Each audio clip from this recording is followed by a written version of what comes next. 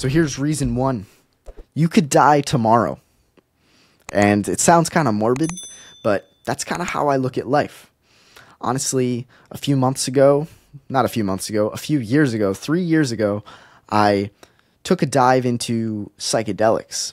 And it was a philosophical dive, in my opinion. It taught me more about myself and the world and life. And it kind of showed me that, hey, you don't have very long on this earth, and you better start moving today because time is going to fly. And it kind of all ties in with this idea of memento mori. I don't know if guys know what that is. That means remember you must die.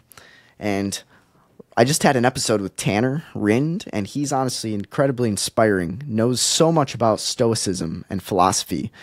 And he has this poster up on his wall that says memento mori.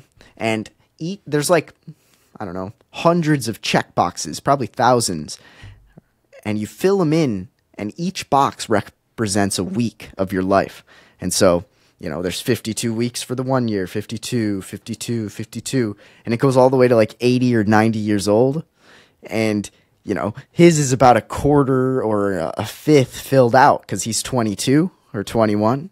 And it's like, when you see that every day, you're like, wow, time is just going to keep flying by. I've already spent about a fourth of my life if you're my age, or a fifth probably, or half your life if you're 40, 50. And some people just don't like to think about that. But honestly, I feel like it's kind of inspiring and motivating because you never know.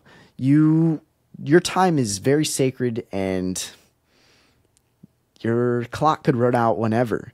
And so you might as well at least try something and say that you did try, because I feel like it's better to try than to live your life and then wish you would have. It all ties in with the second reason why you should start today, honestly, not tomorrow.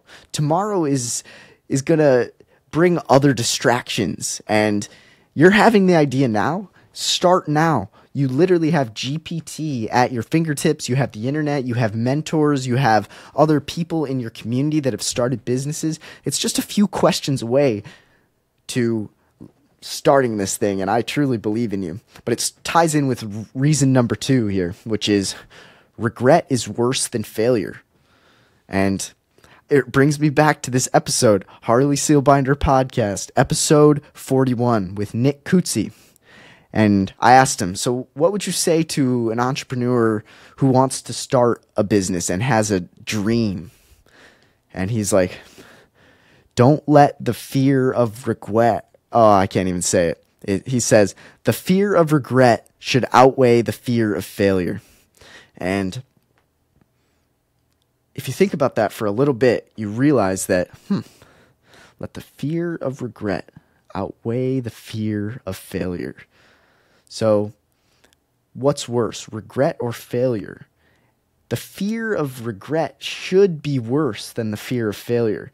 So many people live their lives afraid of failing, afraid of looking like a fool, afraid of looking stupid. But they don't really think ahead to when they're 80 and they're going to be on their deathbed and they're like, dang, I had this dream my whole life. And I lived my whole life without ever trying it. And in my opinion, that's one of the scariest things I could ever think of, because I know that time is going to blink and I'm going to be on that deathbed before I even know it. And that feeling, I'm sure there's going to be some aspects in which I feel that thing, whatever it is, but tailoring against it, trying to lean in the opposite direction of that by just trying the things that you have a passion for, that, in my opinion, is a worthwhile pursuit. And just a funny little thing that I do with people when it's their birthday. So let's say I just had some friend turn 22, and I'm like, halfway to 44. And they're like, halfway to 44. I will be pretty old by then. It makes them stop and think, because sometimes you kind of live in the moment and you don't realize the path that you're on and the trajectory that you're the speed of life. And when you think for a second, halfway to blank, it might incentivize you to move and honestly be grateful and all those things. And I learned that from my dad, honestly.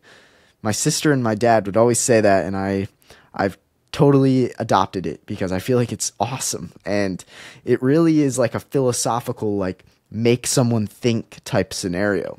And that's why I like it a lot. And, you know, tying back to that rule 1, you could die tomorrow. And another phrase I love that ties in with this is farewell. Whenever I'm saying goodbye to someone, I say farewell because you never know, man. Life is quick. You never know when the last time you'll see someone is.